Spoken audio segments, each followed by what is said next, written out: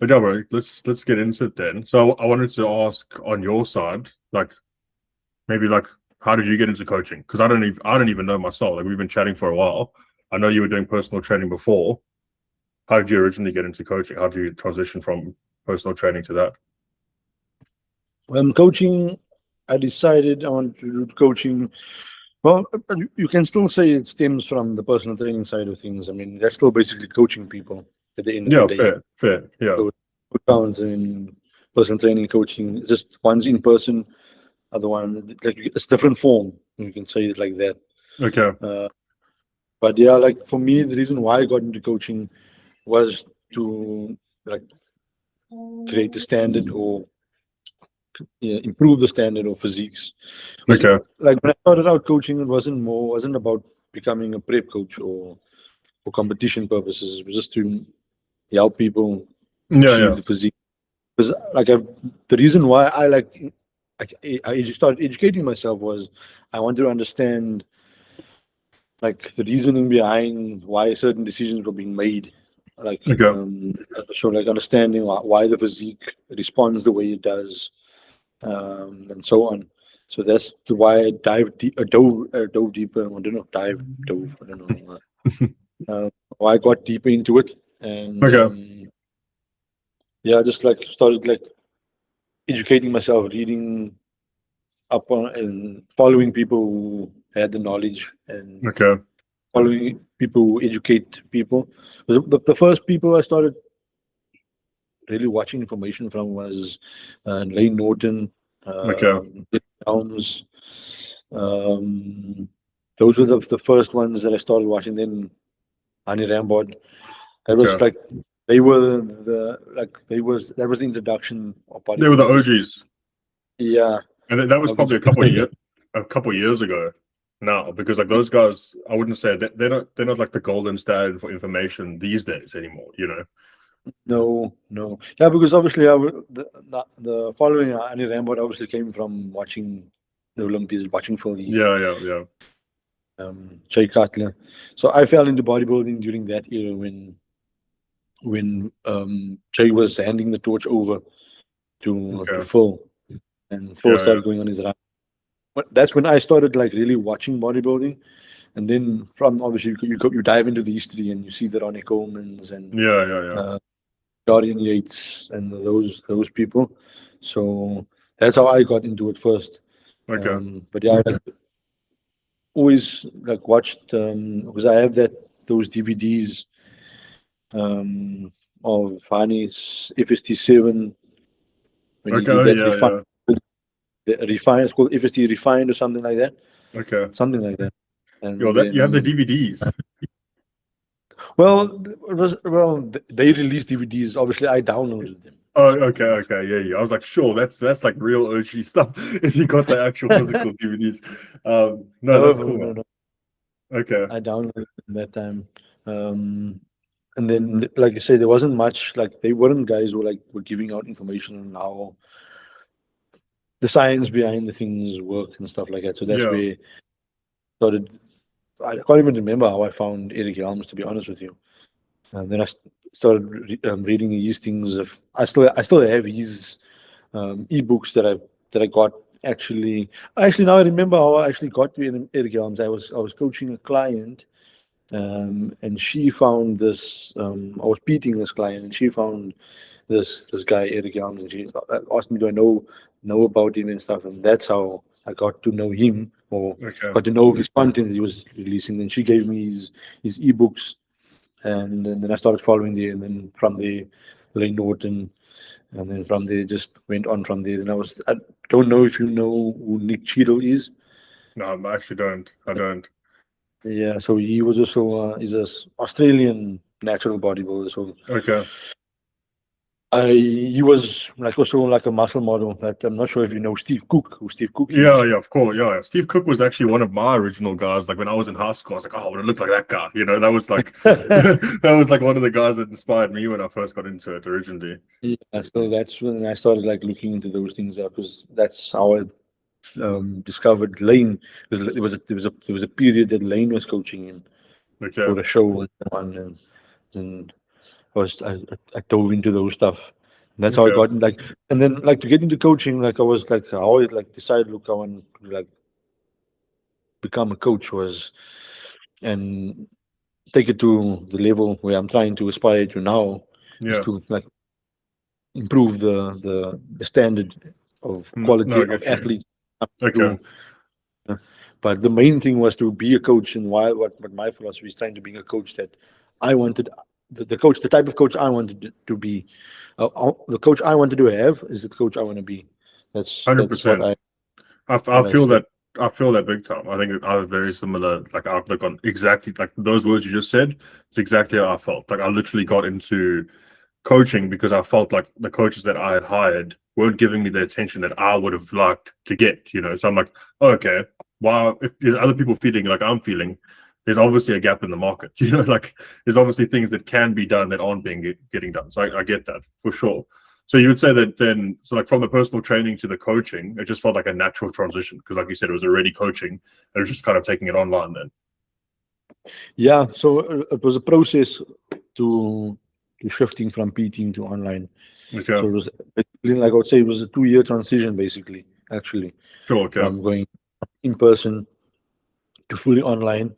Um, was like I said, from like my first year, I basically just shifted to half day in person and seeing clients half day, and okay, then the rest of the rest of the day would be focusing on online work, okay, cool. ins, updating of plans, and so on like that. And then a year after that was like, okay, no, it's time. Actually, I can go fully online and Okay. take it that way. Yeah, no, cool, man. I think it makes a lot of sense. I think, like on my side, I'm working in an engineering field, so it feels like it's a completely different world. So like that transition out of like normal 9 to 5 work into coaching feels like it feels like freaking running up a mountain. You know, like it feels like an impossible task. But yeah, that's cool, man. That's cool. Um, Also wanted to touch on faith, man. I think the faith's progression in the last year has been crazy. It's literally been, I don't think I've ever seen, well, maybe not, maybe I shouldn't say ever, but I haven't seen anyone in SA at least progress so much as a bikini athlete in such a short time span. What would you say like the biggest thing that changed in the last year for her on from a coaching perspective? Because I really feel like it's like I'm mind blown. Literally, every time I see an update from her, I'm like, she's getting bigger. She's getting Mhm. bigger. She's growing. It's genuinely incredible. Maybe you could speak to that a bit. So nothing's really changed, to be honest, over the last year. I think it's just time, because from the get go, since you started, like the the diligence, and also just the tenacity of the way she is and the person she is. Like, she's so disciplined in all Okay. aspects of it. And it's just like, here's the plan, and she executes. That's basically it. And it's Okay. just like taking that from the start and just continuing that, staying with that disciplines right through. Um, the start, which was 3 years ago now. Okay. Um, I would say just the continuation of the consistency of it. Like, Okay. there was no drop off.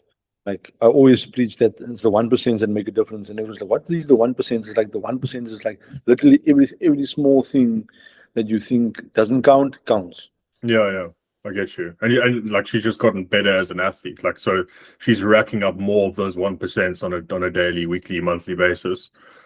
And that's what's Yeah. counting for it because it's generally crazy, man. Like literally, I even have other people sending me Faith's progress, and it's like, look at this, because it's crazy. Like I think the growth she's had in the last year, it's genuinely like it's super impressive. And obviously, it's a testament to your coaching and her. Like she's putting in the flipping work, obviously.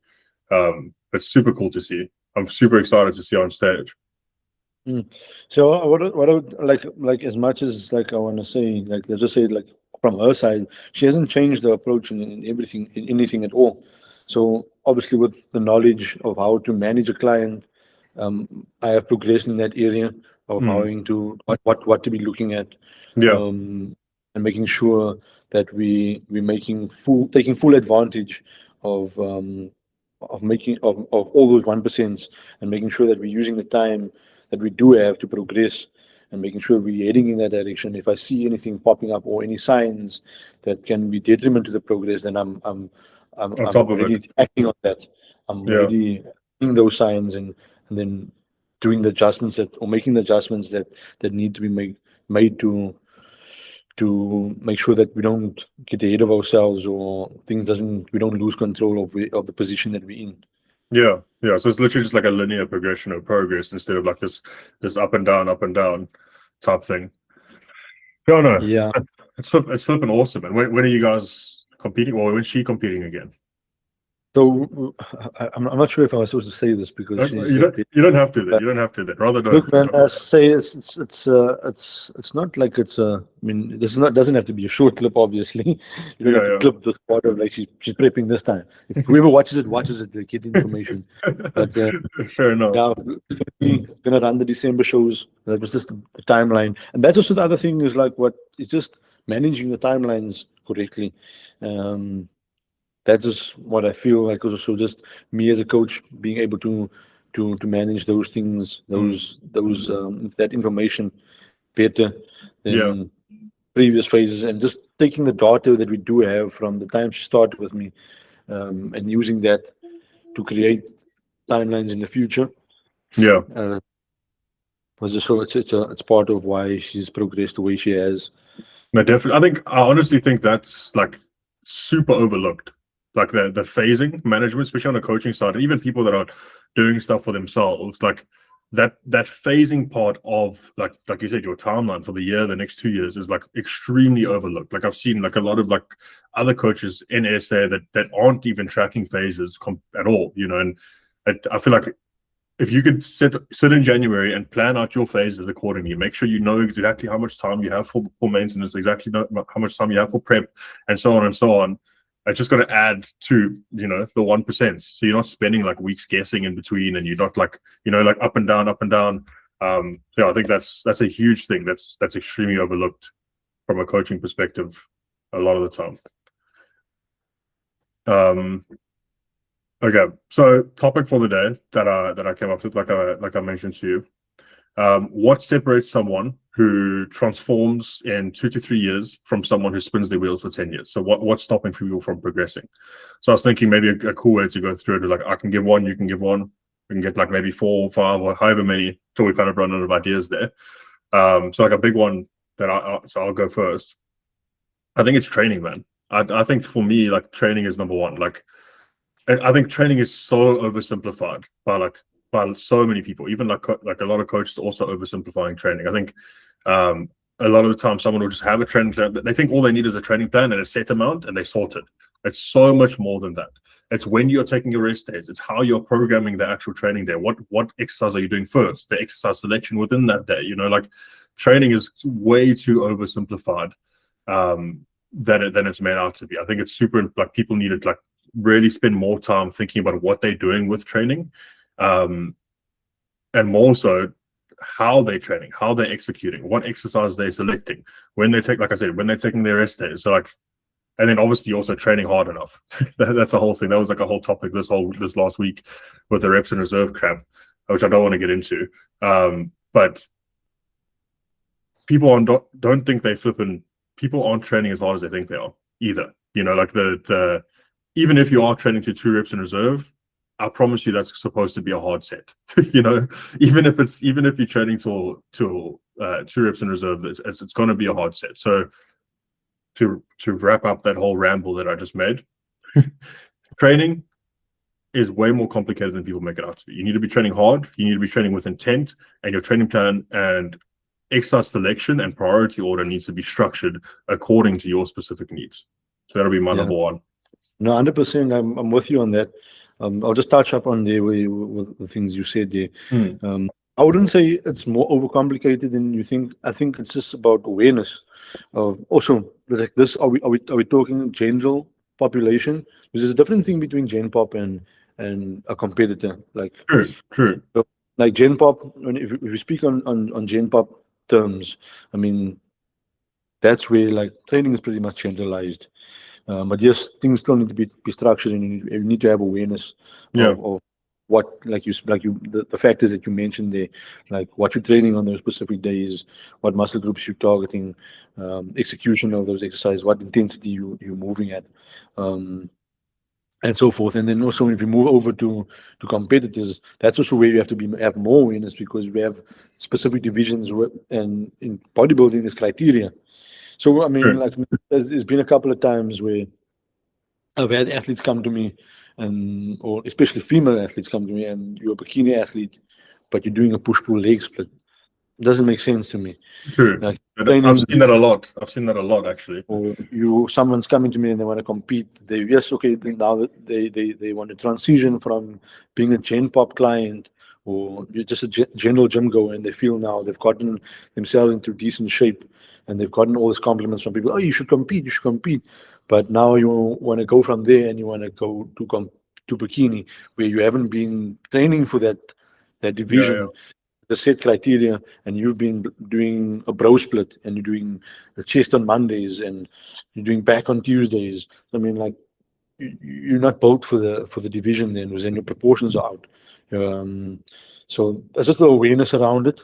I so agree with you in terms of, I think I think number one is the training side of things, because even if we take it in overall with Gen Pop and competing clients or yeah, competing athletes, training is it's a main driving factor, because it's the output. Yes, we do have control over what we're putting into the bodies, because that's the main true. variable we have control over, besides training. But training is another one, because we drive the intensity that we're Yeah, taking into the sessions. So I agree with you there, 100%. Then the second one, where I would say then from there, is then the consistency in nutrition, and that's where we can speak in general terms also with Gen Pop clients and so on. It's just the consistency of it that's where the lacking thing comes in, yeah, because everybody thinks you have to be perfect.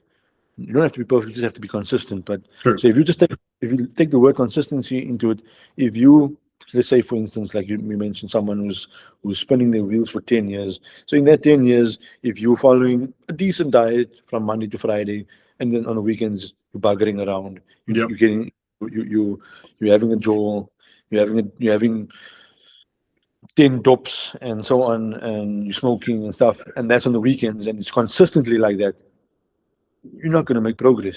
So true, that's where I say the consistency side of nutrition is important. true. You don't have to be perfect, but I mean, then that's why even with Gen Pop, like, yes, like, that's why you still have to be consistent throughout the year. But there's some parts of the year, especially now, you get these guys or guys and girls that want to get in shape for summer. Then you have to lock in. Like, then you can't be It's jolling hard. on the weekend Yeah, and doping, and also be realistic with your timeline. And that's why you still, like, even with the Gen Pop, you have to have a timeline, because I mean, at the end of the day, it's just the habits, which falls into the line of the consistency side of things. Is like, where are your habits aligned with, and how consistent are you in those habits? yeah, 100%. And yeah, also to add to that, I think within that nutrition, um, you need to be consistent with what you're trying to do. So, like, obviously, I guess that could go into maybe point three then, is phasing, which we already kind of touched on in the beginning of this. But if you're trying to put on muscle, you need to be eating enough to put on muscle, which is part of the nutrition. So you can't just eat, and then even if you're consistent and you're eating at maintenance, it's not going to do too much. So again, nutrition number two, but then phasing is like very close to that as well. I would say, like, if you're trying to put on muscle, you have to eat enough. If you're trying to lose weight, you have to eat less. Like you got to be aligned with your nutrition has to be aligned with what you're trying to do, which again, that just adds on to the nutrition itself. Then I guess then I'll go into my next point would be phasing, which we've already touched on.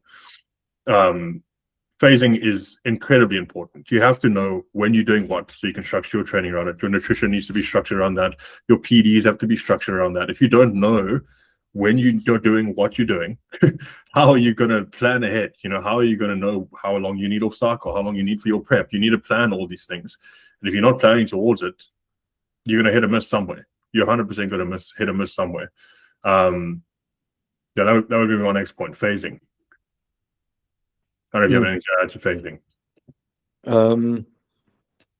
I mean, because I mean, pretty much like timelines like this. That's pretty much Yeah, the thing. fair. Like realistic, being realistic with the amount of time you need to achieve that goal. Like, because some people are not going to get down to 10% in one fat loss phase, because it True. depends on how long have you been where you've been. Like, I mean, your starting point is you've taken time to get there. So if you've taken 10 years, or okay, let's not use 10 years, but I mean 5 years, to put on all this body fat. Now you need to get rid of it. You can't get rid of that, all that 5 years of body fat that you've Yeah, accumulated. Expect to get that rid of that in 12 weeks. 100%. 12 weeks. You're not going to use one fat loss phase to now all of a sudden have your dream body. You have to go through these multiple phases. So you'll have to go through like a fat loss phase, whichever is like something that you can be consistent in, and you have to be realistic. And that's something you have to gauge with the first time you're doing it. Yeah, So if you're doing a fat loss phase for the first time and you realize, okay, well, I'm pushing myself to the limit here, I'm adhering to everything, but I'm starting to fall off the rails here around 10 weeks, then you have to pull yourself out of that, yeah, reset a bit, take a bit of a diet break. And that's strategic.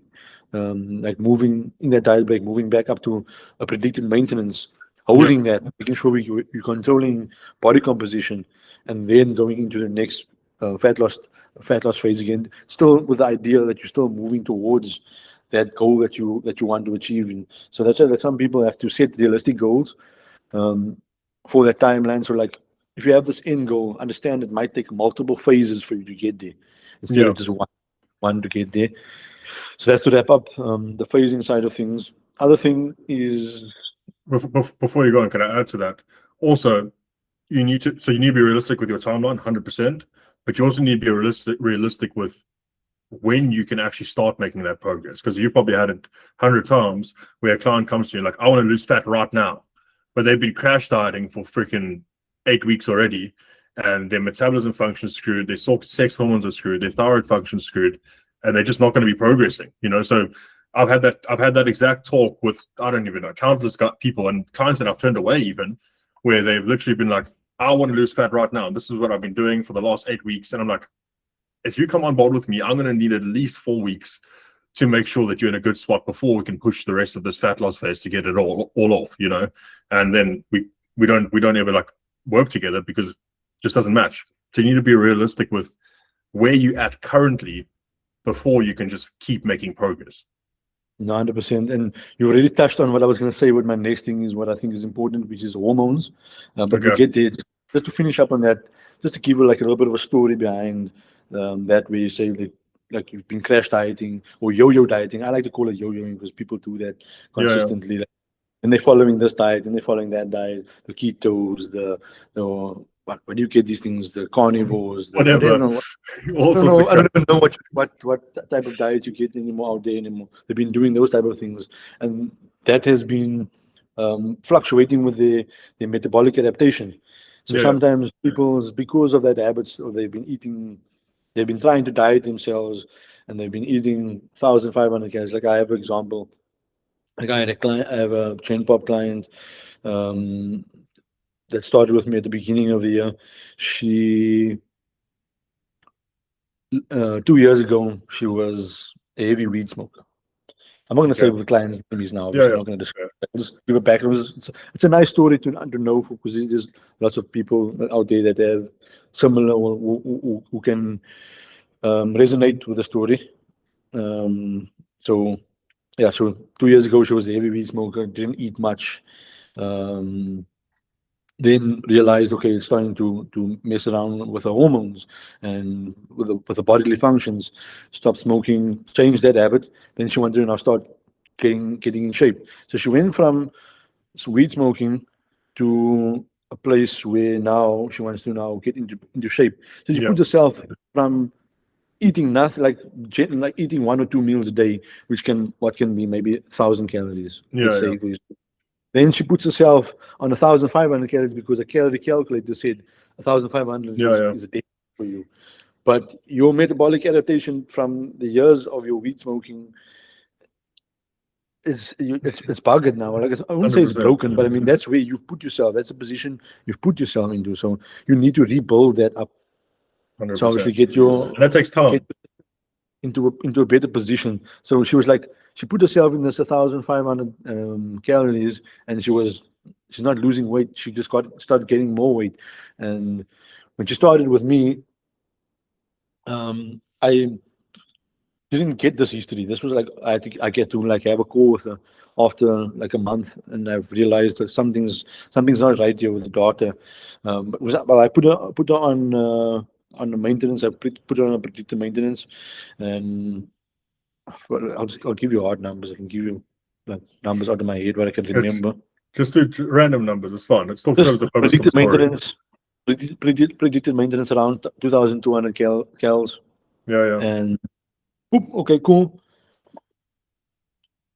Body composition started changing drastically. The shape of the body started changing drastically, but the weight was staying the same. But she couldn't understand why the scale's not moving. Yeah. And I had to explain this to her. And then like we got to a certain point, like, okay, she's recombed completely in this 8 weeks. It was 8 weeks. She's recombed completely. And I said, okay, cool. Now you more or less have a baseline and we can move and go into fat loss. And I pulled the calories down to 1.5. But this is where the thing is, where I didn't get that history of that I just mentioned to you now. Yeah. I didn't get that history. So whereas the metabolism was still adapting to that calorie baseline I set. Yeah. So potentially I should have been spending a little bit more time there, knowing if I knew this history, that was what I would have done. I said, okay, cool, boom, this is there. And then, so after this 8 weeks at this predicted maintenance, I pull the calories and I put it in a deficit where I'm confident, okay, we're going to start seeing body fat come off here. We will hold the shape. Training performance is holding, but she's making progress still. I've pulled calories, but she's still making progress. Yep. So I explained this to her. Well, look, you're still recomping, your body's still operating, you're still making progress in the gym. You can see that on the visuals. The scale is just not moving, so it makes sense. 2 or 3 weeks go by. I'm like, something's still not right here, because now all of a sudden you're not dropping. Your training performance is not dropping. Your body weight's not dropping. Your energy levels is declining slightly, which is normal in a deficit.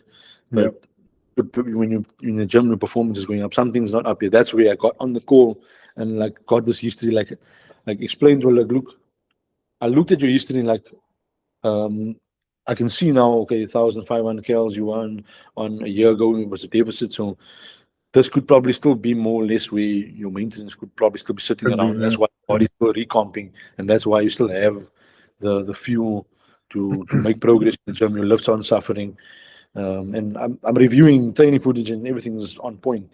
So that's not a factor. So I narrowed that down to the history of things, like where she is in terms of. And you spend some more time at maintenance for a bit.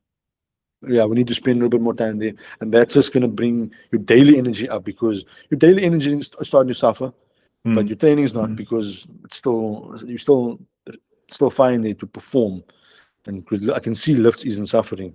Yeah. So explain that, it's okay, I have to pull you back up here, and we have to spend a little bit more time there, and just allow, because we haven't seen your body fat change from the time you've recomped the first time. You're just getting your muscle bellies are just getting fuller. Like you're driving the stimulus that's needed for tissue growth here, and your body wants to grow. And I mean, if you're growing on 1,600 calories, why can't we just go up to that 2,200 calories, continue making the progress, and your body fat's still under control? Yeah, 100%. And I think this kind of goes a little bit off topic, but I think that's a super important point, that you need to be tracking other factors. You can't just be looking at the scale. You shouldn't just be looking at the scale and your progress photos. Those are two super important ones, but you need to be looking at energy levels. You need to be looking at sleep quality. You need to be looking at how execution is happening in the gym.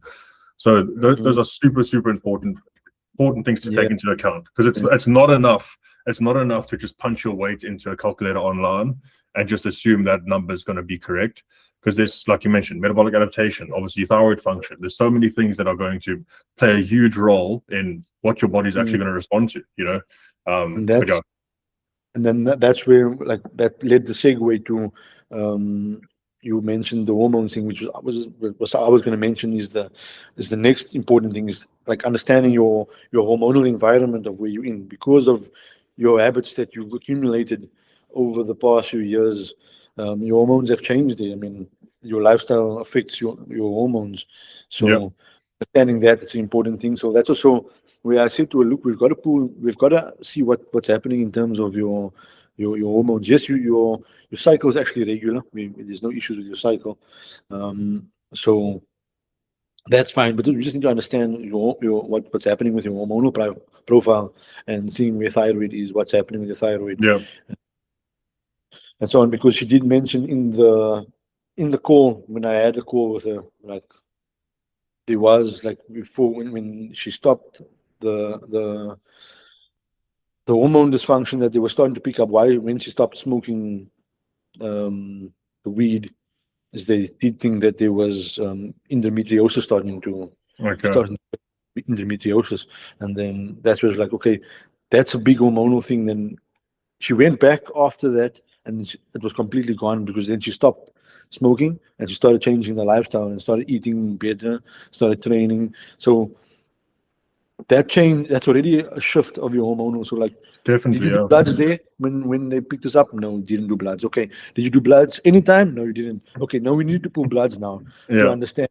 We need to pull them and understand what your hormonal environment is. Yeah. Because there's nothing negative happening on your body, because you're gaining muscle.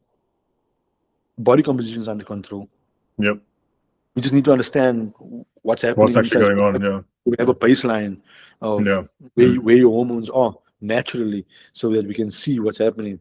Because she's not on birth control as well, which is another big factor as well, especially for females. Definitely. Yeah. It plays a factor. Definitely. Yeah. It's to piggyback off of that a little bit. Also going to tell a little story. So I had a client that also came to me, not the exact same circumstance, but he had crash dieted. He was overweight for years and years. I think he was like 110 kilos. I think it's like around 180 centimeters, and probably like 35-40% body fat, quite overweight.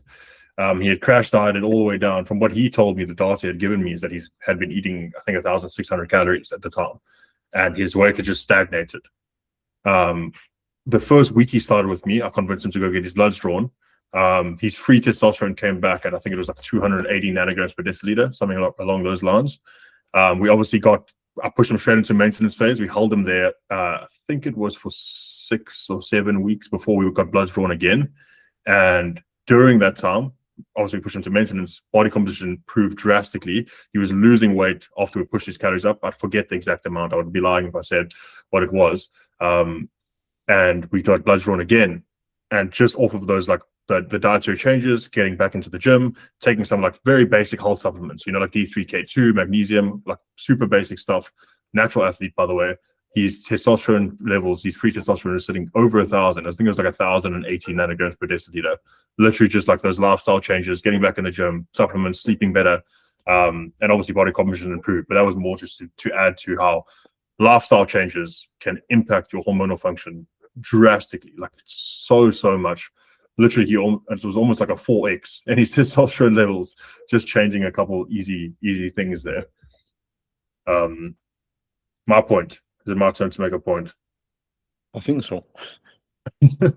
So we touched on training. You said hormones, phasing. What else did we touch on there? There was nutrition. Oh, nutrition, yes, of course. Sure, man. I think that for the most part, that would be the big ones, I would say.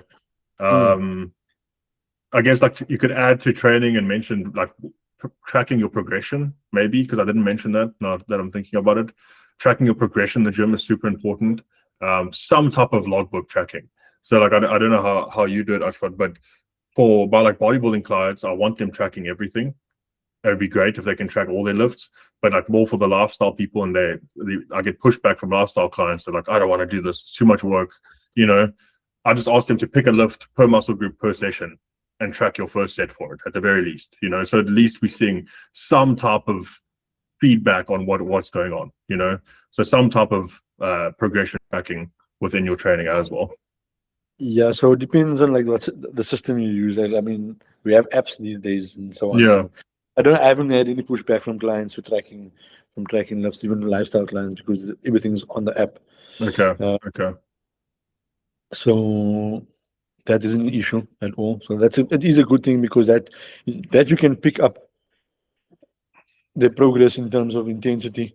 Definitely, yeah. You can see if things are stagnating, and then you can raise the questions to why is things stagnating, how lifts are feeling, especially when lifts are progressing. Then we can see, especially when lifts are progressing, especially for lifestyle clients, we need to be sharp on those, because they are quickly to fall into bad habits. Yeah. Using poor form just to progress the log. That's where you have to like make sure, okay, execution's on point. But I think those points are Yeah, those are the main ones. I think if you're nailing that stuff, you're going to be most of the way there. I mean, we could maybe touch on PEDs a little bit, but I don't think, like, I don't want to give people the perception that that's going to be the main driver. Obviously, it's a tool, it's a tool in the toolbox. But if those things we just mentioned aren't dialed in, unfortunately, the PEDs aren't going to be hugely beneficial unless you're a genetic anomaly. You know. Yeah, we can mention a bit on the PED side of things, because I mean that's the last. Like, I had a conversation with somebody in the gym on Friday. It was guys. Actually, I was having a conversation with a guy who's he's starting out to compete. He's done one show before. He's struggling to get back into it now, and he actually asked me, popped me a message, and he asked me a question of, in terms of what do I think, like, what advice do I have from him? Because his concern was on the PED side of things because of his health, and he's worked with somebody before, which wasn't like a formal coaching thing. And then I said to him, well, look, and then I explained to him the importance of tracking the metrics that you need to be looking at on a daily basis, on a weekly basis, and then the scheduled blood work, especially if you are a competitor, it's a non-negotiable. Thing to get blood work done regularly, whether you're a natural athlete or an enhanced athlete. It's non-negotiable for that for blood work to be in there, because your hormones are being affected by what you're doing to it in terms of dieting, training, and the stress that you're putting on the body. So I explained those things to him. So my thing was to him was like, those are multipliers. The PEDs are the multipliers. Like 100%. You have to get those other fundamentals down first. The advice I said to him is get your training under control first. Like I said to him, look at it, because I've seen him, he trains in the gym I've trained. I said, I've seen the way you train. Get your priorities, muscle groups in order first. Where you need to make progress, make sure that those are set out in the right place. Make sure that you analyze your physique, picking the body parts that need to improve, and make sure they're getting the correct attention that they need to grow, to catch up to the rest. Make sure that the volume is allocated correctly.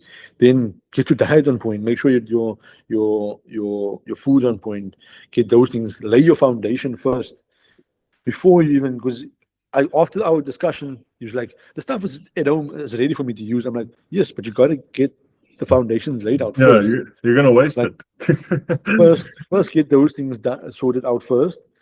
Get your blood work to get your baselines. Then you can start with those things. 100%. Then, because I mean, as I said to him, those are multipliers. They're gonna multiply what you have, and if you have a negative, you're gonna multiply a negative. Yeah. Zero times zero is zero. Yeah, 100%. No, I completely agree. I think anything times zero is zero. True. To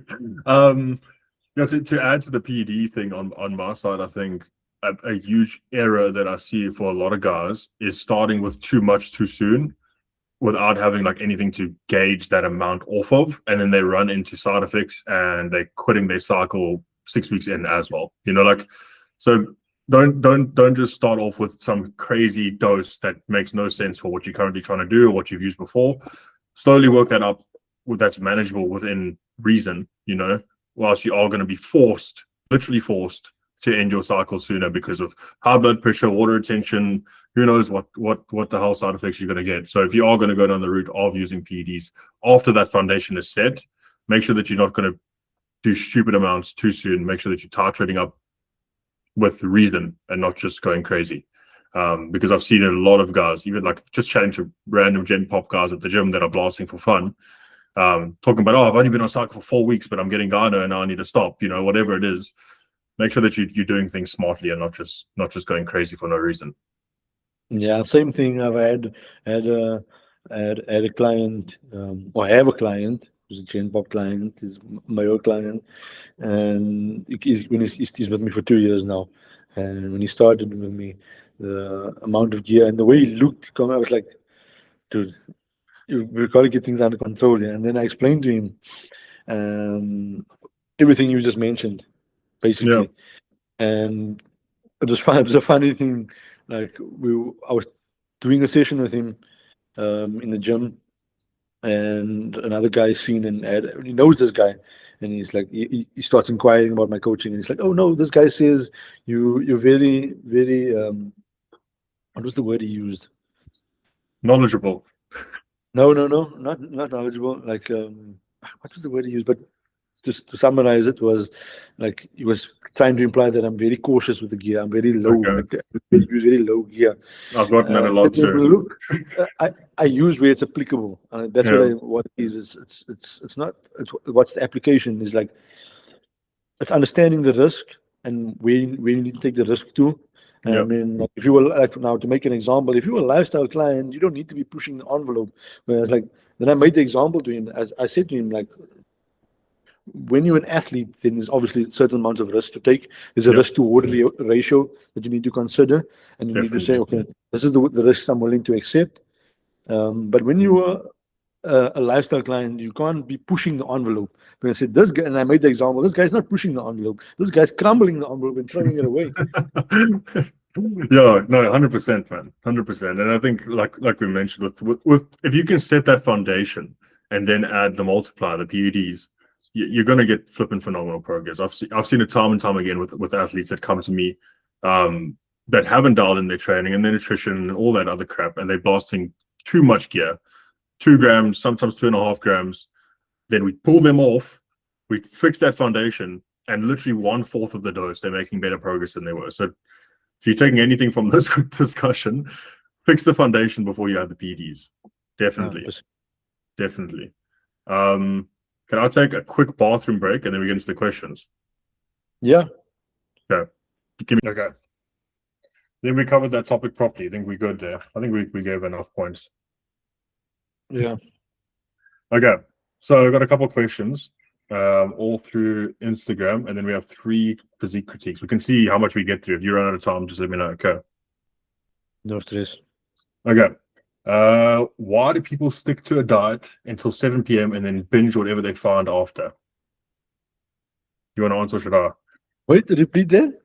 Why do people stick to a diet until 7 p.m. and then binge whatever they find until after? Find after. It's obviously, find after. I think it's a typo. Find until after. It's find after. So they're asking, why do people stick to a diet all day and then after 7 p.m. they go crazy?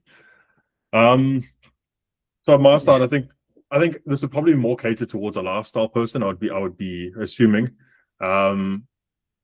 I think that a lot of that would probably be due to you're just busy during the day.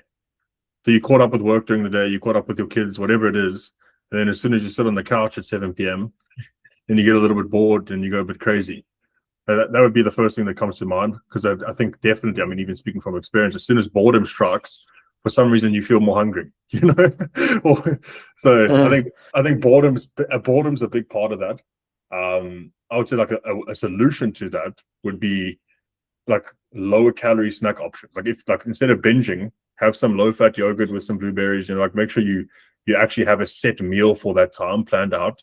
And then if you're still like craving or snackish afterwards, there's so many flipping zero sugar items that you can have these days that can fill those cravings. So if you are that lifestyle person or that 50-year-old mom that needs something at 7 p.m. or 8 p.m., like don't go crazy on freaking pizza and all the bunch of crap. Go with a lower calorie snack.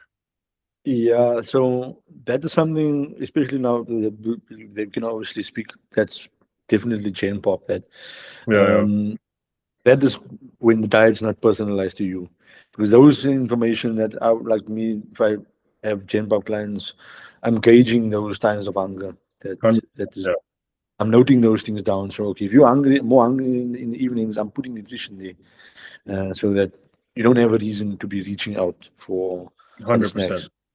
If you're a 100%. nighttime eater, that's part on my forms. It will ask the question, which times are you hungry? And I'm making sure, okay, that you are fed during those times. There is enough nutrition to satisfy you, and also just picking the right food sources there for satiating foods around those windows to make sure, okay, um, those hunger hormones are under control during that time. Because that's what you're saying. It's like, yes, you're bored, but also because now you have free time, and also maybe you've eaten something, but you're not satisfied.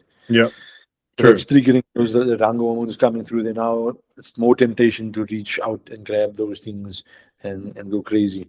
But yeah, like you said, they like I'm not a big fan of the sugar-free stuff, to be honest with you, Okay. because some of them are sugar-free, but then the fat content is high. So Yeah, fair enough. Fair enough. Yeah, that's the only other issue for me. But yeah, it's just like I would say that's the reason why is when the plan is not structured true. around the individual, and also the individual also not prepared. They're not prepared for those times of the day that the meal that they're supposed to be eating that time is not it's not prepared. So that's when people aren't prepared and food's not ready to be eaten, then that's when they reach for things they're not supposed to be eating, and then they have one little thing, and it just continues from there. Yeah, yeah, 100%. I think, yeah, I mean, it's definitely like Gen Pop was like, there's a lot of bad habits that come with like people that have tried to crash diet and then they binge in the evenings and all of that stuff. So I think those habits come back very quickly when you have, like you said, the plan isn't personalized. You haven't thought it out. Even if it's someone without a coach, like give some thought to exactly that, exactly what Achmat mentioned there. Like you need to make sure you're leaving some of your food for the end of the day. Make sure that you have the more satiating food, the more calorie, the more voluminous food for the end of the day to keep you satiated, full that craving, whatever it is. And that's why I mentioned the sugar-free options, because you can go with diet Pepsi in the evening, whatever the hell it is, as long as it's lower in calories, it's going to fill that craving. Even if you don't have a coach maybe to like personalize a perfect plan for you, the least you can do is make sure you have those like low calorie voluminous foods for that time of the day. Yeah, make sure you're setting leaving some of those macros. If you're tracking macros, then make sure if you know when 7 o'clock comes around, I'm hungry, I'm ravenous that time. Make sure there is enough nutrition there, as long as it's not affecting the important nutrition around your training window. True. Then you'll be fine there. 100%. And then obviously try and the times you're not as hungry, try and take food away from those or macros or numbers away from those times of the day, and put it to the time where you're feeling okay. This is where I need to be eating something or Yeah, so on. 100%. Okay, next question. We've actually already answered this. PED abuse won't fix diet and discipline. Like, won't fix poor diet and discipline. Sorry, we've kind of already answered that with the previous one we went through. I don't think we need to touch on that again. Post-show blues and why a reverse diet is so important. Do you want to go for it or should I? That's timeline management again. If this is something that was recently brought to me over like the last, well, I've got a new client that's came on that the coach hasn't had the post show discussion with him, because obviously you have this high because you have the proverbial carrot dangling in front of your face that this is the end. And once off stage, that's done, and now it's like that. All that adrenaline and all those things are now you're getting a dump, and now you're feeling it's like now it's like you don't have any purpose now left. It's like 100%. no, it doesn't end there. There should be that's part of timelining. So how your reverse or your post-show management should be mapped out for you and saying this is our setting up the runway. So that proverbial carrot that's dangling, it's just shifting now from show day to now the start of off season. Yep. So like we have your show day now we're shifting that goal line to this is where we need to be when we're starting off season. So if we don't hit that goal, it just doesn't put us in a good position to go into that improvement phase that we need to make the improvements we need from the feedback from stage. So it's just management. That's timeline management. No, definitely. And I think a lot of the time, I mean, I've spoken to a couple guys, not even people that I've coached, but that they weren't given that talk from their coach. They were never given the talk, the importance of why we reverse dieting post show. Why does it matter? Why can't I just go back to eating what I want to eat? Your body is so sensitive to food at that point. If you just go back to eating what you're eating, even 12 weeks out, there's a very high chance you're going to accumulate way too much body fat. Like you said, it's going to make your off season unproductive. You're not going to be as insulin sensitive as you would have been otherwise. You're not going to be as low of a body fat as you want to be starting that. So by the end of your off season, you're not a fat ass. So I think a lot of that does lie with the coach to have that talk with the athletes, explain the importance, set the new goal for the athletes, so they have something new to look forward to. So even after that huge dopamine dump post show, there's a new goal. There's something else to look forward to. And I think a lot of that responsibility should lie with the coach. But if for whatever reason you don't have a coach, do exactly that. Set a new goal. The show isn't the end all be all.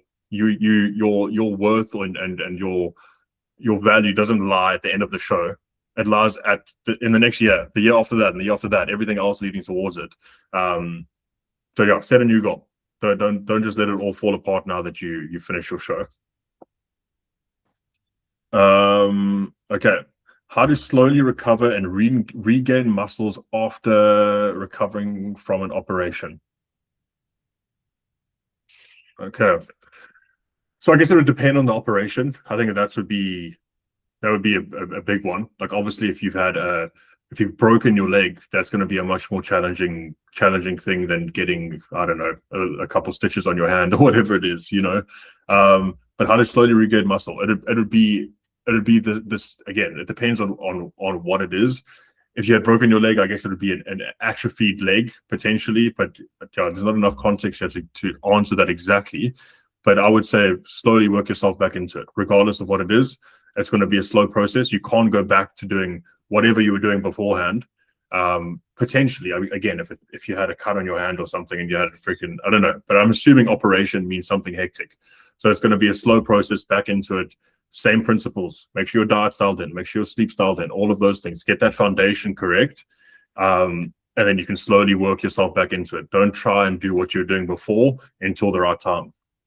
And important, very, very important, is do the rehab. A lot of people get injuries, they get operations done, and they don't do the rehab. Make sure you do the rehab because you're restoring the function of that muscle or whatever it is that you injured or broke, whatever. The rehab part is important to restore the function, the stability, the range of motion of 100%. those muscles, of wherever the injury was. So make sure you do the recovery there. 100%. Yeah. And maybe if you're open to it, look into BPC and TB. Yeah. And maybe KPB. maybe. Biggest problem with the coaching industry.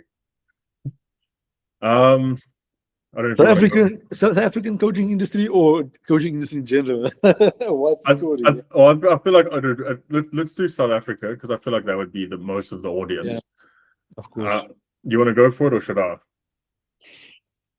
You can go for it. Let me just take a sip of my water here. Okay, so I think from my perspective at least, and I do think that there's been a positive shift in the industry in the recent years. I think there are more people trying to learn more and do more. But at least when I first got into coaching, it felt like the guys who had the monopoly on the coaching weren't too phased about the standard of what they were providing. So I think the standard in South Africa is a bit lower. Obviously, you could probably speak to it even more so, Achmat. But doing the mentorship that I did with Matt, seeing the way that Callum and Ross coach through ProIQ, the coaching standard is significantly higher in these other countries. It's significantly higher, and that doesn't just mean the knowledge. It means the way that they're actually dealing with clients, the way that they're actually paying attention to data, paying attention to detail, actually being clued up with the evidence that's around. So I would say if I was to put one big blanket statement, and it's obviously this is not pointing shots at anyone because there are other good coaches for sure, but I think the standard in South Africa is a bit lower, and I think that's almost objective. That's an objective truth. I don't think that's me just making things up. And like I said, I think coaches are getting better. I think people are trying to do better. I've seen more and more guys being better coaches, but we still are behind. So I would say that would probably be one of the bigger issues in the industry in SA. the my opinion, I don't think this is the main one reason or main problem, but I think one of the problems in South Africa is that everybody's trying to get into coaching too soon. So people are trying to be a coach. They're doing, like we've seen. It's not something new. It's not. I won't be the first person to say that. Yeah, Every second person getting off stage for the first time is now a coach or an online yeah, coach. You're getting into it too for soon sure. because you don't know, like, how much education do you have to coach somebody. Like, I mean, there's a lot that goes into coaching than people think there is.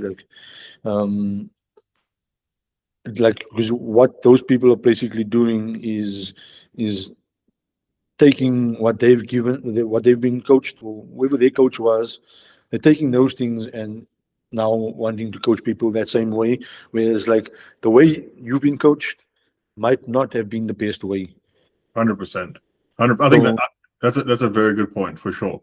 I think maybe we could expand that then, and like, what should people be looking for when they're looking to hire a coach then? Because like, maybe the person who's asking this hasn't even thought that exact thing. yeah, I think looking into what the coach offers in terms of the value, um, that's important thing to look at. Yeah, Seeing the so method. the actual service they provide, is you meaning like the actual service they provide, like what, like how are you getting your plan, how are they doing your check-ins, all of those type of things? Is that what you mean by the value? Yeah, Okay. 100%. How do they operate? What does the systems look like? How are they going to manage you as a client? Those are the type of things that needs to be looked at when you starting with a coach. And then from there, like, the relationship obviously is going to be important. Yeah, You guys click? Does the coach you inquiring from, does his or she's method of coaching match your goal? 100%. Like, So I think that is also like it's super important, because I mean, I don't know, I don't want to get into it too much, but for example, like this week we had the whole thing with the reps and reserve thing that was on my stories and stuff. But if you're someone that aligns more to training with 2 reps in reserve, and you go to a coach that is only going to program failure sets for you, you're going to have a constant clash.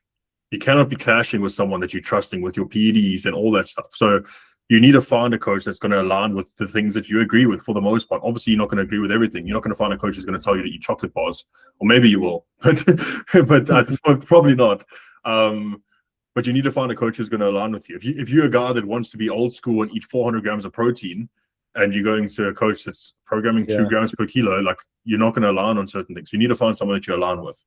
Yeah. Then the other thing I think is a problem. What the problem is in the South African coaching industry is the camaraderie. Then also, but also what would lead to is that one coach wants to be more smarter than the other one. True. That's True. the thing, is whereas we should all be learning from each other. Like, and everyone should be willing to see the next I win. My brain went. No Need to see stress. the other person's point of view. Need to see the Yeah, other yeah. coach's point of view. Listen, be willing to learn from them, understand why they believe in certain ideals, instead of trying to be smarter and being like, this is the way and that's the way it must be done. No, I agree. No, there's so many different ways things can be done, and different approaches can be used for different individuals. And yeah, like, I mean, there's also other thing is also just pride. I think a lot of coaches carry too much pride, Yeah, where they don't. There's like a learning opportunity to speak and ask other coaches, like, where some coaches will gatekeep, which is also fine. I mean, at the end of the day, it depends on depends on the coach themselves if they want to share, because you never know what they've invested to achieve that knowledge. So they 100%. Yeah. maybe be willing to share it to an extent, but also don't be afraid to ask and speak to, especially if you are friend, if you have friends who are coaches and so on. I don't think you should put your pride aside, and if you're not sure about something, and ask and say and have a conversation. Say, hey, look, I'm struggling with this to understand this. Can you help me with this? Understand this a bit better? Do you understand it? And so on. So I think that's No, something that that's something that needs to be maybe done better. definitely. And It will Definitely.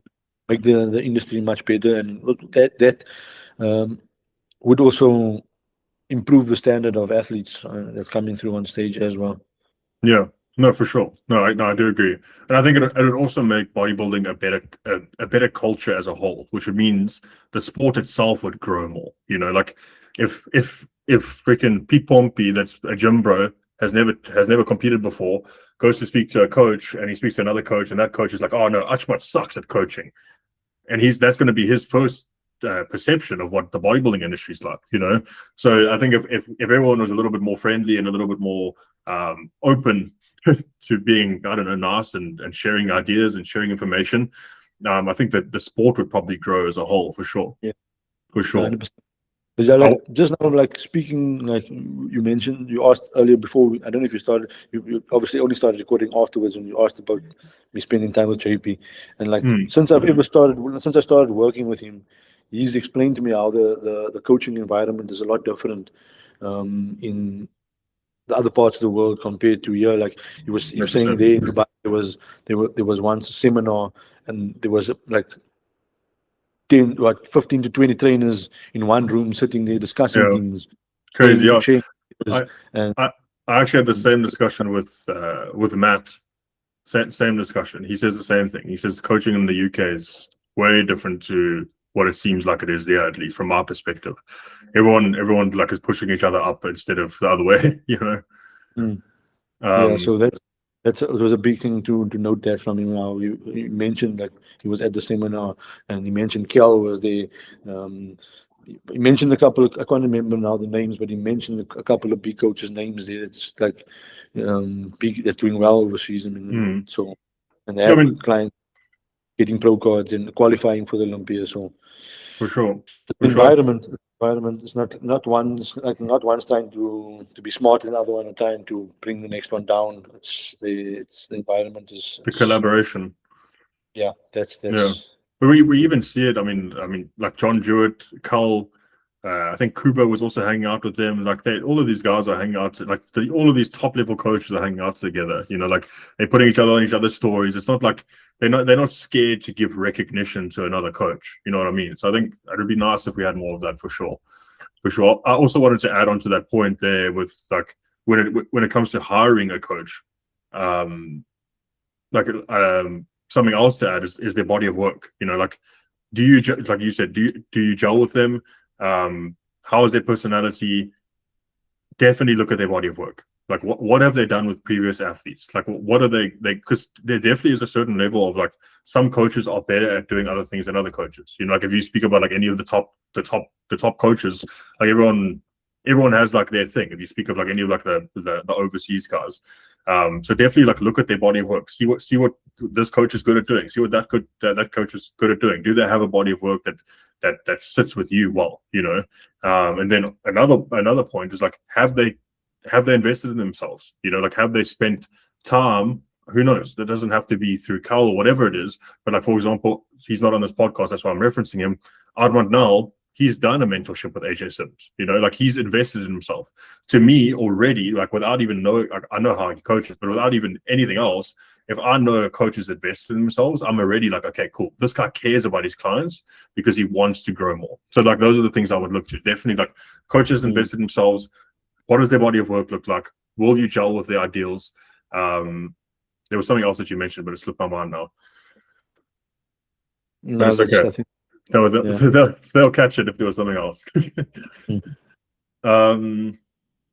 Is hyper responding a real thing scientifically, and how much of a difference is it? Okay, so scientifically, so personally, I've never looked into this, but I would assume it has something to do with like androgen receptors able to respond better to PEDs potentially. That would probably be my assumption, but again, I haven't looked into this personally. I don't know if you have, if you've looked, because from what I think it's a thing from what I can understand, and I've definitely seen it in my clients anecdotally. But I wouldn't be able to tell you the scientific and biological reasoning behind it. Yeah, it's just what you just said there, and that's like some people. It's the genetics. It's like also some. Yeah. It's like what is their baseline hormonal environment? Yeah, as we for mentioned sure. of the podcast. So it's like Yeah, those are the things that you're taking a look at. I mean, someone's naturally going to have a higher baseline of testosterone than the next one. yeah, and he might respond better to 500 tests than I would, or and the same goes for training. I mean, if we know like how my quads grow compared to someone else's, like I can do 6 working sets for quads in a week, and my quads grow, where someone else might need to do 16. So like there's the huge proponent on that, like hyper responder is just genetics, and everyone responds differently. And again, I don't know the scientific or biological reasoning behind it, but there's definitely it's definitely a real thing. Definitely a real Yeah, it's thing. definitely the real thing for sure. That's a real thing. We see it out there. Yeah, 100%. At what point does bodybuilding become unhealthy? Sure. When it becomes unhealthy, when you trying to put this in the in the in the best way possible. When you can't, let me just put it bluntly, when you can't call yourself out in a bullshit, that's when it becomes unhealthy. And you Okay. can't hold yourself accountable to things. So if, for example, it becomes unhealthy when your blood markers are going to a place and you just want to keep lasting gear, that's when it becomes Yeah. unhealthy. Fair It enough. becomes unhealthy when you start abusing stuff when you know you shouldn't be abusing, you shouldn't be using. But that's the part I just said now. When markers go to a certain place and you just keep going, Keep going keep on going, crazy. Yeah. that's Yeah. when it becomes unhealthy.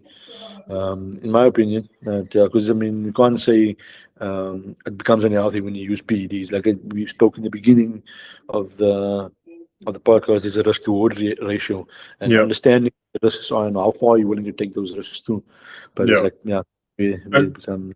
yeah. So that's the route I would go. I would say everyone who gets into bodybuilding, or at least everyone that's had at least someone give them some type of guidance, has had this talk. I'm sure you've had this talk with clients where like using PEDs itself is not a healthy action. Like it's not good to be doing, but we can do X, Y, and Z to mitigate or at least lower the risk of using PEDs. And you need to have that talk with the client, whoever it is, where it's like bodybuilding is not a healthy sport, but if you want to get there, you're going to need to do X, Y, and Z within reason. So I think I completely agree with you. I think bodybuilding becomes like undeniably unhealthy when blood markers get skewed. You're not doing your frequent checks. You're just going crazy for no reason on PEDs and all sorts of other stuff. But generally speaking, I don't like taking steroids is not healthy, but you can do a lot of different things to like lower the risk of the steroids that you are using. Yeah, I think that's a good one. I think we're good there. Do refeeds actually do anything, or are they basically a mental break? Okay. No, they for sure do something. Like that's the thing is like the refeeds are there to boost up the performance, restore energy levels back up to aid in the performance that you're looking to improve on. And it should be used as a tool and Yeah, not. It can be used as a psychological break definitely. Yeah, depending on where you are. If fatigue needs to be managed and the timeline allows it, then by all means you can use it to refresh the system, for sure. allow the athlete or the client to feel better, to drive to be able to adhere to the plan further from there. So yeah, they do definitely do something. No, I for wouldn't, I sure. wouldn't say they don't do anything. Yeah, so I think for the most part, I think the whole refeed thing is a little bit blown out of proportion by some coaches. Like, because I see some coaches giving their athletes like refeeds like every week or every second week. I don't think refeeds are necessary until we see that stall in progression for the most part, unless, like you mentioned, if we're seeing like fatigue build up or if timelines allowed, like it won't hurt. But if we're seeing a stall in that progression, it can give you that little kickstart to keep things moving again. So like that would be like the way that I would use a refeed in an athlete in a prep setting. And then the mental break thing for Gen Pop or lifestyle clients, I think that's a huge thing. Like at least in my opinion, like I've had a lot of lifestyle guys who like they go like 2-3 weeks without a refeed or a cheat meal, and they're like, I need a cheat meal, like I need to go out with Pawaf, I need to like. And in that case, it's like we don't need to be stage ready. There's no reason to not give this guy something off plan, So that little mental break we can go and get out. There's also huge benefit in that. So from my perspective, the thing that they do for performance is to like take the brakes off of that low energy availability signaling, and then the mental break, especially for lifestyle clients, I found very, very valuable. 100%. Is eating clean actually necessary to get shredded? What This is a question. This is obviously coming from a lifestyle client, I guess. Like So that eating clean is like, what do you mean? Like when I always like had a laugh about this eating clean thing. It's like there was a time I wanted to make like a meme, me sitting in the bathtub and eating a hamburger. Look, I'm eating clean.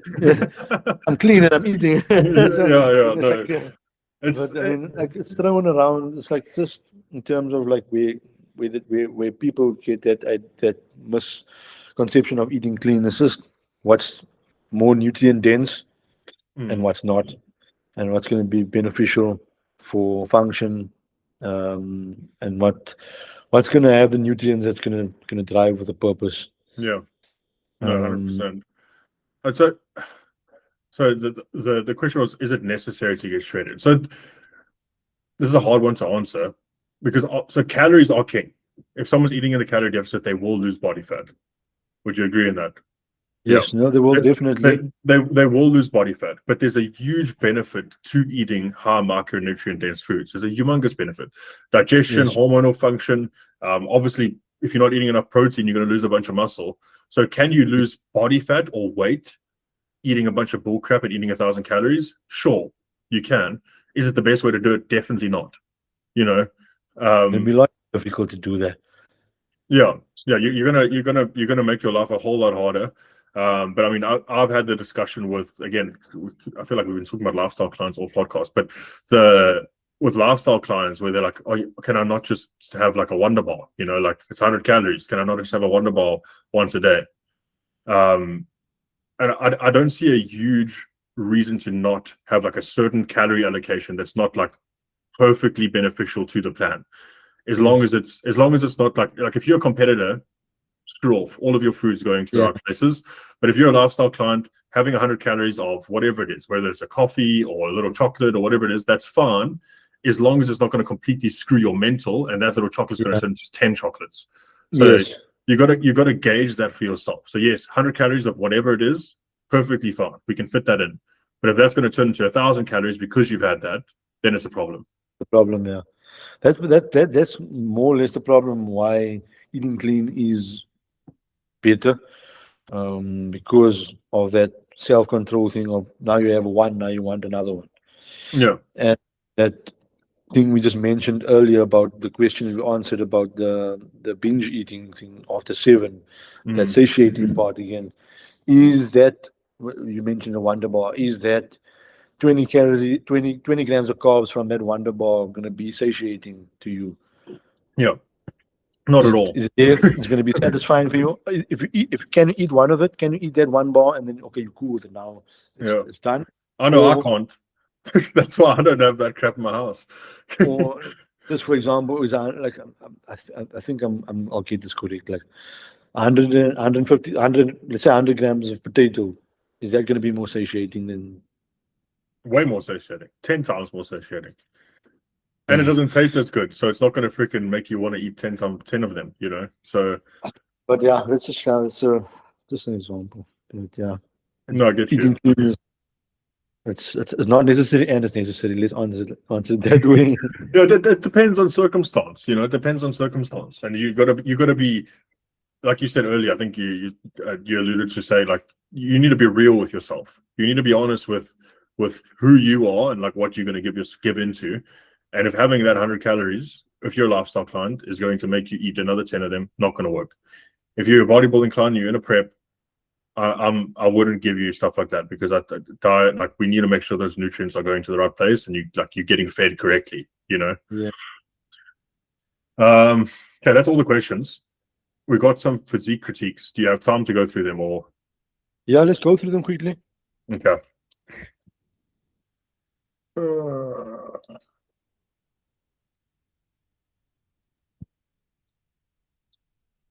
How do I share my screen now?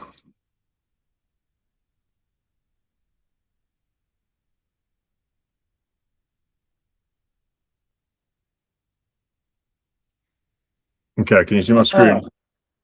This guy's got a fucking awesome physique, man. He does have an awesome physique. Francois. Trying to get his stats here, yeah. Stats. He sent it to me on Instagram instead of filling in the form, but that's fine. Okay, so he said he was 99.7 kilos here. His weight cap for classic is 94.8. He's 170. I can't see the physique though, eh? Oh crap! Now you can. Now I can, yeah. Yeah, sorry, man. Okay, so he was 99.7 kilos here. He's a classic physique competitor. He's currently in an improvement phase. This was when he ended his cut, I believe. So, and his weight cap is 94.8 kilos. But yeah, he's 99.7. Sorry. Yeah. Awesome physique. I think if this guy fits into classic,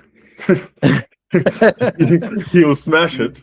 The first thing I see is the wheels. This man. Yeah. It's insane.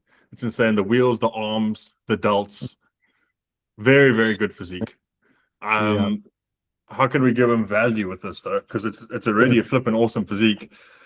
Maybe we can give him some like the body parts that he needs to put a little bit more volume into. You want to start? I'm gonna be hypocritical. I'm gonna be like really critical to give him as much as I think he knows what I'm gonna say. Because I think I've had a chat with him before. Okay, go for it then. Yeah, so like if you start with that front double bice, let's start with that's the music classic physique. That's the first shot we're seeing. So definitely the first thing we can see there is that what he needs to work on is that chest. Because it does flatten out when those arms go up.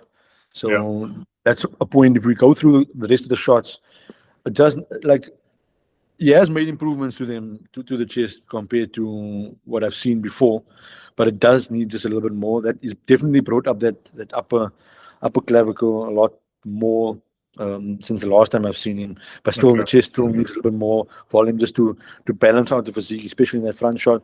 The side chest is not too bad there. It's really good. Yep.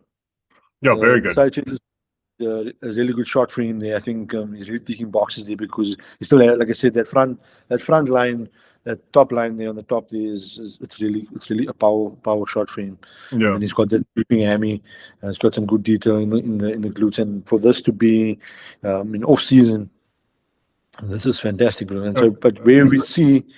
I think this was the end of his cut. He's in an improvement phase now. This was like 3 months ago, I believe. At the end of his cut, starting his improvement. Yeah. Well, to start an improvement phase in this fashion, this is exactly where you want to be. 100%. 100%. This looks like post show. Actually. It does. Yeah, man. For me, let's go to that back shot. That's definitely. I said I don't want to now take away from you as well. I think we should go shot by shot, and you can give your opinion. I give my opinion. Okay. But, let's go for it. So I agree. I think definitely a little bit more on the chest. But then the next standout thing, which was actually the first thing that my eyes were drawn to, is obviously the back. So definitely want a little bit more width in lower lats. I would also like to see this pose with like the elbows a little bit higher and standing a little bit more upright. But definitely like width through the lats would probably be the big one. From the front, they're not bad at all. Definitely not bad. They're still, don't get me wrong, they're not bad at all. But definitely a little bit more width within the lats. That and the chest for me would probably be like the two body parts that are going to need to be brought up to bring the balance here. Yeah, I think just a little bit more thickness as well, a little bit more density. So he gets a little more depth to his back. Like you can see, there's a ton of detail there. So you can get a little bit more depth to the back there. It's going to be good for him, and it's going to make the pose a lot better because his hammies are decent. Like his wheels are really very good. Power part here. Very good. To match that, to balance the upper to the lower, just to get a little more depth in those lats. And definitely.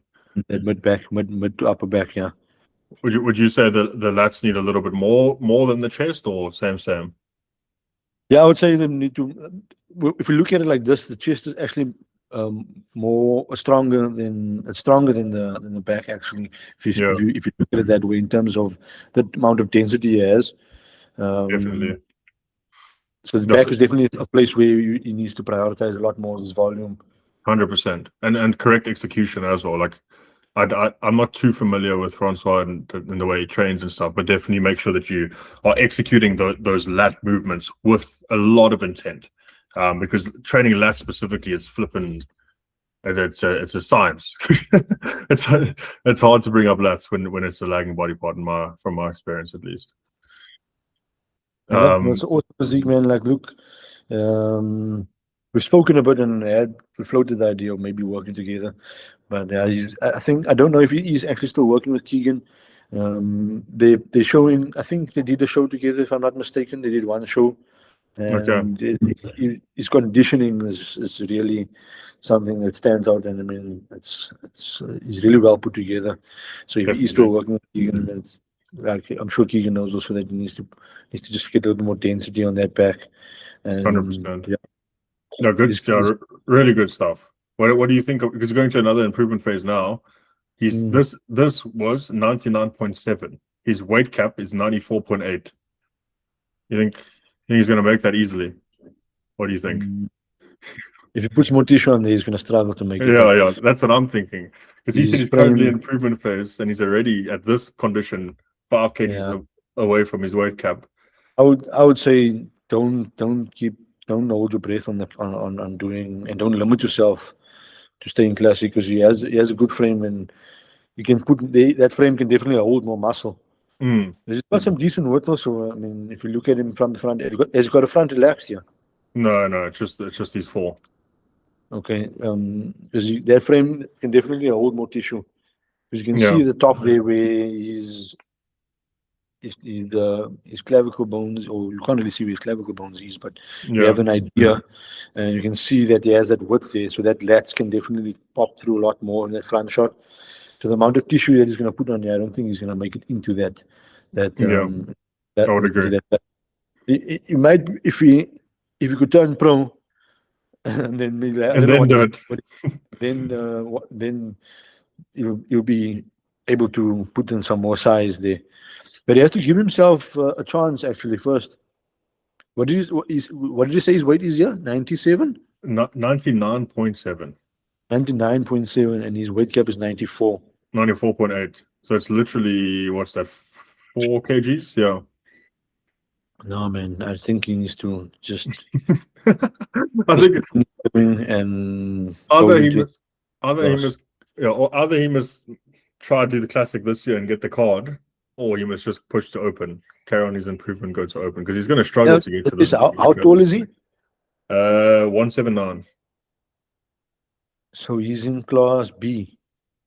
Yeah, I think so. He's in the upper end of class B. Now, dude, this dude should give himself a chance to get, like, I mean, if we could put this up on stage, if we could make it into that class somehow. Yeah. He would I kill mean, it. He would kill it. maybe just a little to come off on that on the hammies from here. Yeah. I mean, what's he going to sacrifice to get that in? But yeah, if he could give himself a run and see where he stands, he stacks up in the class. But I would yeah, love to with see the that. frame is for the long term, definitely looking at trying to push, going to open and compete there, Yeah, and no, not definitely. limit the growth. Definitely. But awesome physique. Flipping awesome physique. Solid. Very solid. Okay, this is one of your guys. Newbie. Yeah, Uh, so you can give him, because he knows what I'm gonna say, and we've already mapped out what needs to be done here, and already. okay. So I'm just pulling up his information here on the left. But looking at his physique, obviously very good condition. He just competed recently, eh? Yeah, I just did his natural show. NPC Classic. He is 69 kgs. What's his weight cap? You didn't put it here. Do you know? No, I don't know because like he came to me after the show. He was Okay, working okay. for this. Fair enough, fair enough. Honestly, he looks pretty balanced for the most part. I would say balance is really good. Um, he just needs more muscle overall. Conditions very solid. He's got a nice swoop through his hamstring there. Maybe a little bit of rear delts. What does it look like in the back shot? Rear delts are pretty good. I mean, I think his physique is pretty balanced. I wouldn't put too much priority on anything specific. Maybe shoulders, but even that, yeah, I mean, very balanced. I would go. I would definitely lean more towards like all round growth. I don't know how you feel about that, Achmat, but Yeah, so when the first thing I was at the show when you competed, so I seen you up on stage. So obviously you okay. can see there's a little imbalance there when he's at front relaxed. I saw that. I thought that was maybe just a posing Shoulder, so issue. that's just fixing that imbalance in that shoulder. That is more. I think it's coming from the scapula or from a tight QL. Mm, Um, Well, not so much, but it's something that must be worked with the physio because yeah, I've given him a few drills for shoulder health and stuff like that, and it's already I've seen an improvement over the past 3 weeks with that already. Just that imbalance of instead of that shoulder being up like that, it's now nice and balanced, a little bit more balanced yeah, in there. Then holding that front relaxed there, you can see the chest definitely needs to be thicker.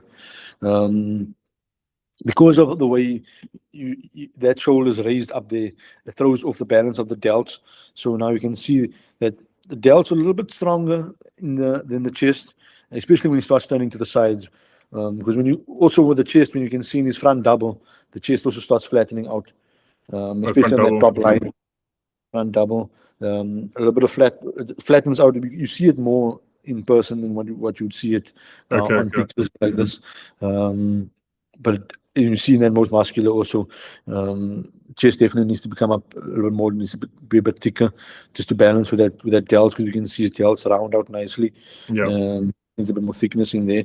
And then the other area is then where we have said we need to improve is in the posterior chain. If you see his back, if you don't know if he has a back double, yeah. He doesn't have. no, this is the closest we're gonna get.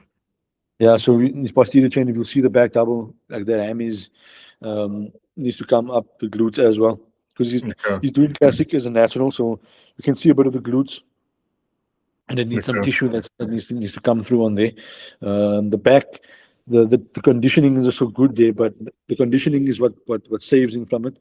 But when he hits that, so see if he hits the back double, you will see the density isn't there, the okay. depth of it isn't there. So that's where like he kind of lost because he came second in his class against another guy which had a little bit more muscle overall on him. His Yeah, conditioning was the conditioning was very comparable, but the other guy had a lot more muscle tissue on him, and especially on the lower half especially when he's turning to the side, and from the rear. Like from the side, like you see with this, you can see it looks balanced, yeah, but it does. definitely needs more. It definitely needs more. But you'll see even if when you like analyze it fully in there, you can see how much the delt overpowers the chest in the shot. Mm, okay, okay. It definitely needs to come up a little bit thicker. Also, the way he's hitting the pose is not. It's like he's caving himself into the pose instead of coming up tall with that chest. Yep. Yeah, I get you. I So, agree. that, but yeah, but still some tissue that needs to be put on there. And then, like I said, once you turn to the side, that wheel is just definitely need to be a little bit more thicker on there. Yeah, The quads are decent. Quads are very good on there. Even on the side, you can see the yeah, very I would good. say they're Ve- pretty much they look a little bit balanced, but like once you turn to the back, that's when you're really exposed, and you can see that Yeah, the back double. the back doesn't Yeah, the back doesn't most of the match the time front. the weaknesses come out in the back double and front double, I would say. So not having a front double is, I mean, a back double is definitely like in future. If anyone else is watching this and you're going to submit your physique for future, back double would be awesome. Yeah. But again, also really good physique. I think condition is awesome as well. I think like this one under the downlighting looks flipping really cool. Really Yeah. cool. No, he's done an awesome job. Awesome job. But yeah, I'm excited to see what you guys do. Yeah, we'll see. Like he's also like he's never had a proper post-show management. That's where his weakness lies, and that's why, like he hasn't like looking back at it now and looking at the pictures that I've seen from his first show to this show, there wasn't that much improvement made. Maybe a little bit on the wheels, maybe a little bit on the shoulders, but not as much as. But I mean, it's only been a year turnaround, and as a natural, there's only so much you can. True. So you'll need some time to actually put on tissue, but also you have to be diligent on your post show phases to make sure that you're maximizing that time to set up that runway for the off season. So that's also one of our main discussions of having is that having the setup now running into the off season, like I mentioned earlier in the podcast, is like setting that proverbial carrot and saying this is where we need to be when the time we hit the stride of off season. So basically now just mainly restoring hormonal recovery is the important thing for us there. Making sure we freshen up the physique, but also making sure we are holding up the conditioning and keeping that sensitivity on the frame and on the body and the system itself to maximize that and maybe head into that improvement block. Yeah, no, cool. We got one more. So I believe this is one of Tristan's guys, Tristan Murray, Jacques, or from. So he is 115.4 kilos, 188 centimeters. Category is classic MPC. Okay. So that's the front relaxed, side tra, back relax, back double, front double, side chest, and that's all we got. So the first thing that stood out to me, definitely back. We definitely need more back thickness through the mid back and lats. Let's start by the first pose. First start, we go pose by pose, and then we can see.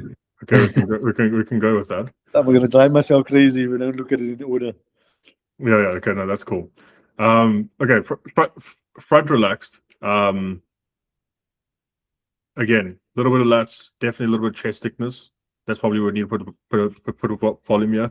Happy with the symmetry between like the actual like shoulder width to legs. I think you got pretty nice like silhouette here. Happy with that.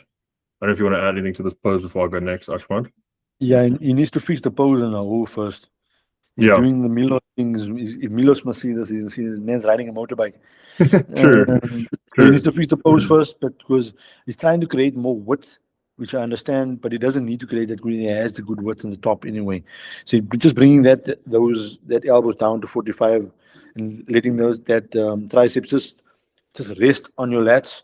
That's going to be enough. That's going to be enough there. It will make the pose look even better because we'll see a little bit more delt in the pose. So the pose, I think, from the front relax there, it's a good balance overall. But yeah, just maybe a little bit more chest in there on that top line. Quads are looking good on this pose as well. So I would just say maybe more focusing on fixing the pose and putting things in the right place to make the pose look a little bit better. Yeah, fair enough. I agree. Okay, Sartre, the glaring here is definitely hams. From here, the chest thickness looks alright, but we're missing quite a bit from the lighting. I think the lighting's hiding what we could be seeing here in the upper chest, but I think it's similar to here where we definitely need a little bit more thickness in the upper chest specifically, and then through the hams. Those are the two areas that stick out to me. Yeah, and just a little bit more like his lateral head on the tricep is good, but the long head needs a bit more thickness there. You can even see that when we get we'll see that in the front double when we get there. We'll see where that is there. But just looking at this shot here on the side, if we can just get a little more thickness on that long head, will make the a little bit better. But the posing is good. Then you mentioned the top line. That's why I said that front relax that he had there. That top line is where it needs to be a focus. The the sternal head of the chest it's good. His mid chest, mid to lower chest is solid. So Yeah, he needs to just focus a little more on that upper chest and that clavicle area there. Especially in this, like when we see on the side, when we turn to the side, that's where it gets exposed. true. But would you agree Ham needs a little bit more drop Yeah, there? yeah, that's something you mentioned. You picked it up straight away. So I mean, I didn't need to double down on that there. Same with the back relaxed. Yeah, I think the posing first thing needs to be sorted. But you can go Yeah. ahead. So yeah. Same thing I just wanted with the posing. 45-degree angle is going to make you look a lot better there. It's going to make the delts a little bit more pronounced. But I think this is where it's pretty obvious we need to start bringing up the lats a little bit more mid back. Obviously, I would say mid back is more ahead of lats, so lats need to take more priority. So you need more lat thickness, lat width, and then I do think that we can start seeing maybe the hamstrings are. Obviously, the lining does play a role, and body fat's a bit high, so it's a bit hard to tell. But we can see that hamstring that's behind coming through in this pose as well. I would say. Where is he now in terms of like his progress, or his process? Where It is he? says been off stage. I didn't read this. Sorry. Yeah, been off stage for a few years. Currently in this year's off season to gain the competitive size we need to perform, which we haven't reached yet, but working towards it. So he's in an off season. He doesn't say how deep he is in the off season. No, but he hasn't That's competed growth. for a few years. Yeah. Okay. Yeah, definitely the ham is the main thing because the quads are definitely overpowering. You can see that Yeah, the quad sweep out nicely there. But definitely a little bit more ham is but fixing the posing will be better. Where you said it needs a bit more thickness in there. Uh, it could be, but like I said, if it fixes the posing, it could change the look of it overall. yeah, fair enough. Uh, Yeah, I think that's maybe been a focus point of him bringing that up. But then we can see also then even in this relaxed pose there that biceps that long hair definitely needs to come up as well a little bit more. oh yeah, yeah. Okay. I need to click. There's the back double there. It looks like there's a little bit of something going on. Yeah. Whether it's like something tight through the scapula, not 100% sure, but definitely looks like something's pulling through the lat. Yeah, but again, same story. For me, the lats definitely we need some more lat thickness there, some mid back thickness. Then again, hammies obviously very similar to the last pose. I'm actually remembering this guy now. I think I've seen him. I think he was on stage in 2023, if I'm not mistaken. Okay, I yeah, think he said a few years, so definitely possible. 2023 or yeah, I think maybe June. Yeah, I think this face is the physique is starting to remember it a little bit now. But yeah, there again, the first thing I would say, the triceps, you can see this needs a little bit of a hang with those arms up there. The hamstrings, we've pointed that out already. Yeah, But yeah, definitely shoulder function, shoulder mobility, and all those things need to be checked out and making sure that the scapula and the shoulders are operating nicely. So that will definitely help with training yeah, and as well as posing. no, definitely. Okay, yeah, cool, man. Also, like, good base. I think it's Jacques, or would it be Jacques? I'm not sure how to pronounce that name. It's Isn't it Jacques, eh? yeah, Jacques. Yeah, I think Yeah, it's a good base, man. It's a good base. I think if you can bring up, like, at least for me, the lats is a big thing, and then the hams, and then like the triceps that Achmat mentioned as well. Like, you'll be definitely a good package. He's 188 centimeters, so he's got a lot of frame to fill out there. I can check what the weight cap is for classic quickly. it's going to be in the high 90s. I think It's going to be high 90s. I think it's over 100 But because I'm 183 and I'm 98.4 and he's at 188. So I think he will be like 102 or something maybe. yeah, you're right. So what is he, class C? I'm High checking end it of out. class C. 88. He is Okay. class B, 105. 105 is his weight cap. And Are you looking at the amateur cap here? You're making me doubt myself now, but I think so. Yeah, because I know because our viewer competes in Class C, and his weight cap is 98.4. So he can't be, and he's in Class C. So he can't be Okay, now Class B now you're weighing confusing. 108. So 102. What did you say? I'll look for the 105 was his weight cap in that. But I didn't search amateur, but I clicked on the first one that came up there. But this is my weight cap because I competed in Class C and my weight cap was 98.4. Like that was what they gave me as well. And Yeah, this will give me that's Class C, right? That's Class B. No? Wait, no. Something is not right here. I'm gonna look. Something's not right here, bro. I'm looking up the amateur weight cap. I'm looking up that specifically. Let's see. And then I need to double check with her where he is, in terms of, because I'm pretty sure his weight cap was 98. I have it locked on his sheets there, and that's Class C. Let's look it up. I can't find the sheet for. There's only this one that's coming up. I wonder if I can chat GPT that. You're going to be correct.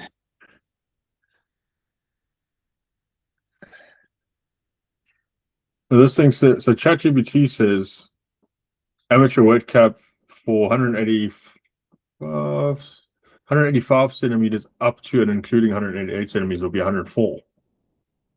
No, man, this doesn't sound right. This doesn't sound right. That doesn't sound right. Where I can't find the sheet that says that. It doesn't say amateur, but I found the sheet on. It just says NPC News Online Classic Physique.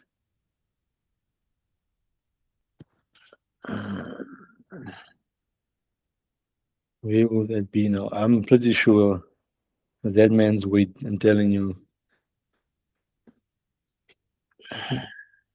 Which I almost found it, but we couldn't maybe. Is this the last physique? Yeah, this is the last one. This is the last one. So we're just debating on the weight cap now. yeah. But no, that's fine, man. I think either way, I mean, he's 115 kilos right now at that weight. It's 115 kilos. Yeah, 115 kilos, shark. Yeah. Which is a lot. Okay. It's a lot, yeah. So but also, he's deep in the off season there. He needs to. Depends on how far deep he is. I would say sharpen up again and then go back up.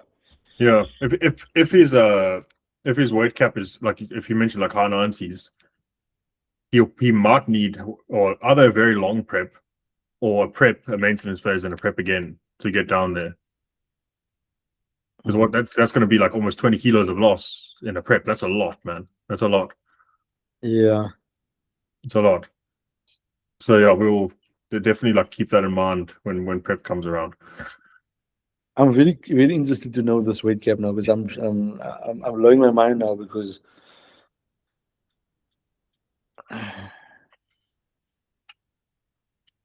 pretty sure. But I double checked with him last year when we did that show what his weight was, and I still carried it over. I'm looking for it.